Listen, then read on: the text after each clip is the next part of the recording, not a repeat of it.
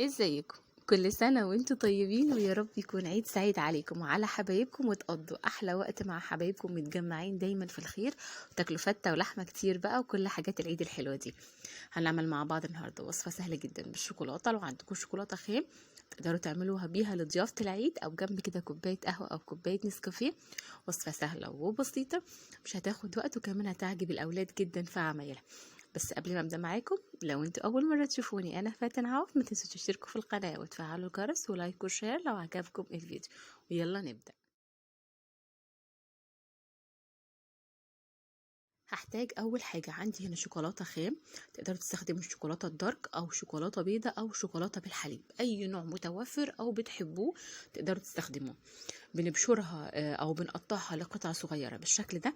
عندي هنا حوالي 200 جرام من الشوكولاته، ونزلت عليهم بمعلقه من الزيت عشان تديهم اللمعه والقوام المظبوط. بعد كده مرحلة تسييح الشوكولاتة، بنجيب كزرولة أو حلة فيها كمية من المية، وبنحط عليها الشوكولاتة بالبولة بتاعتها. أهم حاجة المية ما تلمسش نهائي البولة اللي فيها الشوكولاتة عشان ما تخرجش معاكم. احنا عايزين بس البخار هو اللي يسيح لي الشوكولاتة لحد ما توصل معاكم للقوام ده. خلوا بالكم من الخطوة دي، لأن هو ده اللي بيخلي الشوكولاتة تخرج معاكم أو ما تسيحش كويس زي ما انتوا عايزين. كده خلاص الشوكولاته بتاعتنا بقت جاهزه وساحت وبتلمع كمان. يلا بينا نبدا نشكلها مع بعض ونعملها بابسط طريقه تديكم الشكل الظريف اللي شفناه في اول الفيديو.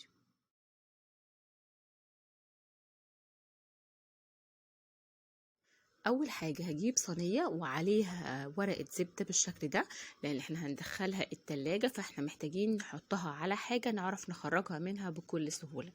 اهم حاجه كمان تكون حجم الصينيه نقدر ندخله التلاجة او الفريزر عشان نعرف نخرج منه الشوكولاته.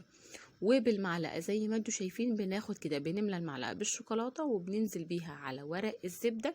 بنعمل دايره بالشكل ده، ما نخليش سمكها رفيع عشان ما تتكسرش معاكم بسهوله وتستحمل بعد كده المكسرات او اي حاجه انتوا تحطوها على الوش. اعملوها دواير بالشكل ده او اي اشكال عشوائيه، مش هتفرق، الموضوع سهل وبسيط. وتقدروا كمان تخلوا اولادكم يشاركوكم وانتوا بتعملوها. بتعملوا بنفس الطريقة الأول، بتفردوا كل الشوكولاتة بالشكل ده قبل ما نبدأ نحط عليها بعد كده المكسرات والتوبينجز اللي هنحطها من فوق.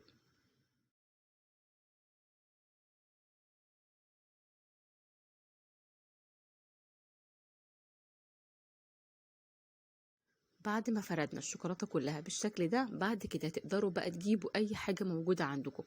الحلويات الملونة دي، أي مكسرات، جوز هند، بسكوت متكسر، اي حاجه تقدروا تستخدموها تضيفوها على الوش، او كمان اللي هو الجيلي والمارشميلو والحاجات اللي بتحبها الاولاد دي. تقدروا في المرحله دي تخلوا اولادكم هم بقى اللي يزينوا ويفننوا ويعملوا الاشكال اللي هم بيحبوها، ويشاركوا معاكم في عمايلها، هيحبوا الطريقه دي جدا.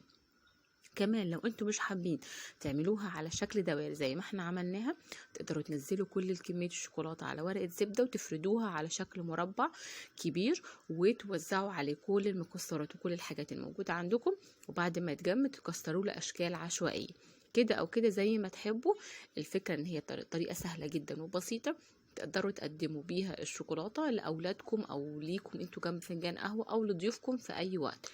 تقدروا كمان تحطوها في علبة في الفريزر وتخرجوا منها في أي وقت، هتكون جاهزة للأكل على طول.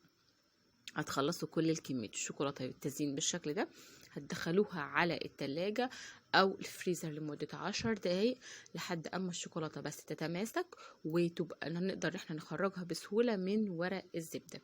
هتخرجوها بعد كده وهتقدموها، هتلاقوا شكلها بالشكل ده دلوقتي، متجمدة ومتماسكة، وكمان ميكس المكسرات مع البونبوني والحلويات حلو جدا، سهلة وبسيطة. يا رب تكون الفكرة عجبتكم وتعملوها مع أولادكم وتستمتعوا بيها. قلت أقول لكم كل سنة وانتم طيبين بفيديو خفيف كده وسريع. أشوفكم إن شاء الله كالعادة في فيديو جديد ووصفة جديدة. استنوا لسه عندنا حاجات جامدة جدا طول فصل الصيف. ما تنسوش تشتركوا في القناة وتفعلوا الجرس ولايك وشير لو عجبكم الفيديو. كالعادة كنت أنا معاكم فاتن عوض، والسلام عليكم.